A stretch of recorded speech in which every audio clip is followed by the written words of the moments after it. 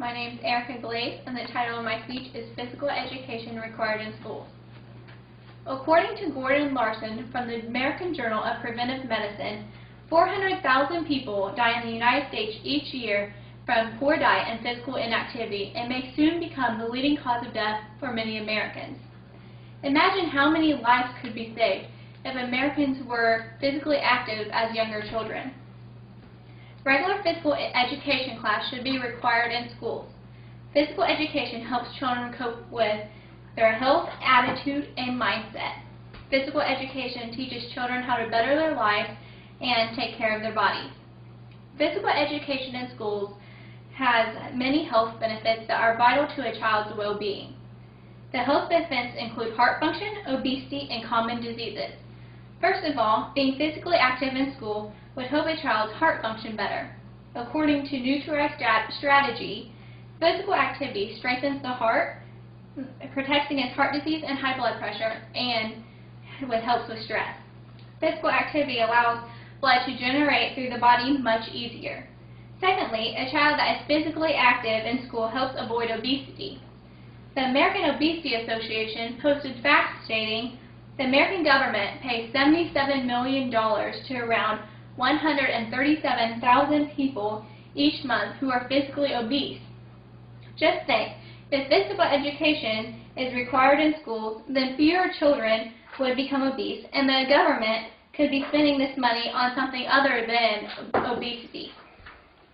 However, at this time, our country is becoming quite bigger than ever, and much larger is the standard size. Thirdly, physical education could help prevent a child from developing cancer, high blood pressure, diabetes, coronary heart disease, and hypertension. Children could learn more about these diseases if they had more physical education classes required in schools. Exercise is the solution to all of these problems. Inactivity is a common direct correlation to heart disease. Also, children will be less likely to get sick because they will have developed stronger immune systems. Critics would argue that it is their choice to be physically active, and children should not have to participate in physical education class. They believe it is their choice to be healthy. According to Human Health Services, a child that is physically active will be able to cope with stress better. When children are physically active, they tend to forget about the problems they are facing. Stress can cause a child to do worse in school and become depressed. Physical activity relieves the pressure and allows more self-accomplishment. All in all, physical education in schools would help promote healthy thinking to children and would help to protect them. Inactivity is a learned process. If younger children were encouraged to exercise more often, then it might be a learned trait into adulthood. Physical education could directly cut back on deaths in many ways. People are more likely to do things if it is repetitive and organized. Think about it. It is like brushing your teeth. It has been a repetitive thing since childhood. Exercise could be the exact same way. This is the very reason why we should make physical education a weekly scheduled activity in schools. Critics would argue that physical education is a waste of their time in school, and if they choose to be physically active, then they can do it on their own time. However, if a child is not physically active during the day, then they will lose their sense of concentration and their ability to have more energy throughout the day. ESPN has published a short interview about physical education being required in schools. Here's a short clip. Last month, medical researchers were despairing over the unprecedented phenomenon of kidney stones among American youngsters. That, they said, was a function of bad diet. The bigger picture from the Centers for Disease Control is no better. By next year, they say 1 in 5 children in the United States will be obese, an effective $14 billion annual burden on U.S. healthcare, and much of that paid by taxpayers.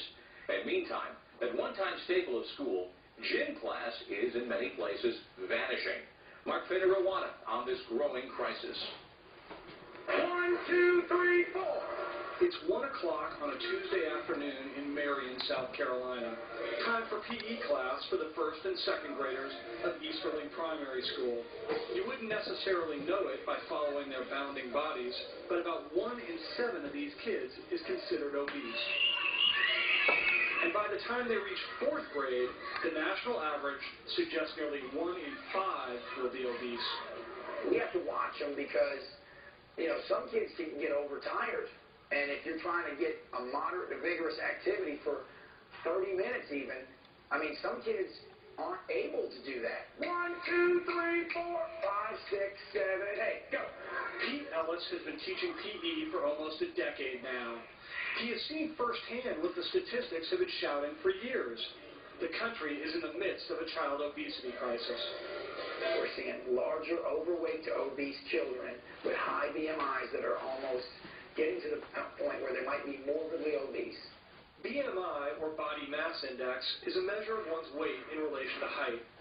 30 years ago, about 5% of children were defined as obese using this measure. But Ellis and educators throughout the country have seen the numbers change dramatically. We have about, I believe the number is like 16 to 18% overweight obese from our screening right now, which is, that's higher than you want it. If you can hear me, clap one time. He says a de-emphasis on PE in recent years has fueled the problem. We have a gym, which is good, and some schools don't. Some schools have mobile units. Some schools don't even have a gym, and the teacher's outside. If they're not outside, they have to be very creative in a classroom. PE is in dismal shape right now. Dr. Tony Yancey is a professor at the UCLA School of Public Health and an expert in the area of physical activity among kids. She says cutbacks in PE and the increasingly sedentary lifestyle of today's kids have been a key factor to child health issues. Now we're looking at obesity rates that have crested the 15% range. So we've seen literally a tripling of obesity across the board in childhood. When I was in medical school 25 plus years ago, I never saw anybody under the age of 40 with type 2 diabetes. Now, type 2 diabetes has gone all the way down into the 6 to 11-year-old population. Our schools will flourish. I hope this clip shows you the need for physical education required in schools. Physical education promotes good health habits. According to the American Heart Association, a child that is physically active now will most likely be physically active when they get older. Critics would say they do not plan on being physically active when they are older, so why should they have to take a part in a physical education class now? However, being physically active teaches the child how to better their lives and properly do things throughout their day. Physical education in schools teaches children how to work out properly and safely. If a child is incorrectly working out, then they can damage their body and severely hurt themselves for a long time. However, it also teaches the child about themselves and if they are talented in a certain area. This allows the student to grow up and feel confident in his or herself. Physical education could bring people together and allow them to interact with others. Being physically active in school could easily cause a student to be more comfortable around others and to be more social. In conclusion, by requiring physical education in schools, children are better prepared for their future. By requiring physical education in schools, American children would have improved health, better attitudes, and a much better mindset. Physical education classes allow a student to become who they want to be and to share their strengths and courage with others. Students will have a healthier bodies and more positive attitudes by participating in physical education class. Ponder this. Is physical education worth having in schools? According to the BHS National Center, it is estimated that $500 billion would be saved if the United States would become more physically active. This is a large sum of money and could be spent in better ways. For instance, it could be spent on the children of today and the future. Why not take the risk and support physical education classes in schools?